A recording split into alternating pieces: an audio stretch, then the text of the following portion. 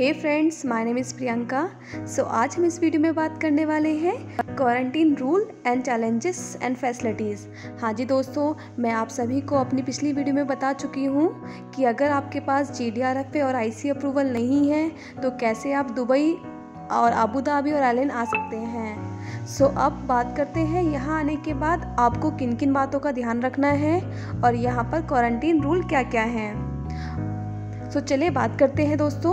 अगर आप Abu Dhabi directly airport पर आ रहे हैं तो आपको सिर्फ स्मार्ट वॉच दिया जाएगा, जिसमें आपको 10 डेज़ के लिए होम क्वारंटाइन किया जाएगा। मगर दोस्तों, आपको उसमें सारे रूल्स एंड रेगुलेशंस फॉलो करने हैं। आप कहीं बाहर नहीं जा सकते और 8वें दिन आपका टेस्ट होगा। अगर आपका टेस्ट का रिज़ल्ट नेगेटिव आता है तो आप उसके बाद 10वें दिन के बाद उस वॉच को निकाल सकते हैं। मगर अगर आप दुबई या शारजा से फ़्लाइट लेकर आ रहे हैं तो आपको बॉर्डर से ही क्वारंटाइन सेंटर लेकर आया जाएगा, जहां पर आपको अपना टेस्ट होगा और उस टेस्ट के बाद आपको उस टेस्ट के रिज़ल्ट के लिए अपने वहीं जहां आपको क्वारंटाइन सेंटर है वहीं पर रुकना पड़ेगा। मैंने आपको पहले भी बताया है, क्वारंटाइन सेंटर अबू धाबी के लिए आईकेट अबू धाबी में है। वहाँ पर आपको अपने रिज़ल्ट के लिए 1-2 दिन रुकना होगा।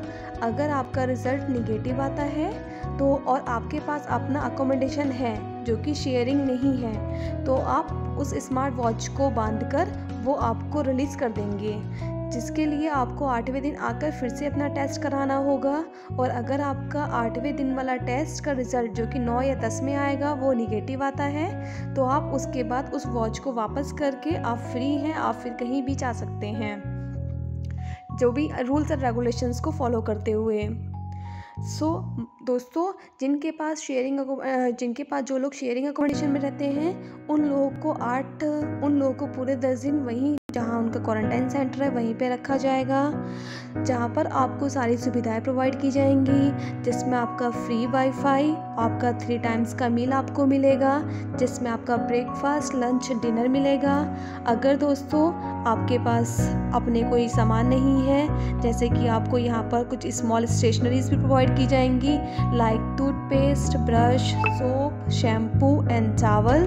अगर आपके पास नहीं है तो आप यहाँ पर जो दिए हुए व्हाट्सएप नंबर है उनसे आप रिक्वेस्ट करके वो आपको ये सब चीज़ें प्रोवाइड करने में आपकी हेल्प करेंगे।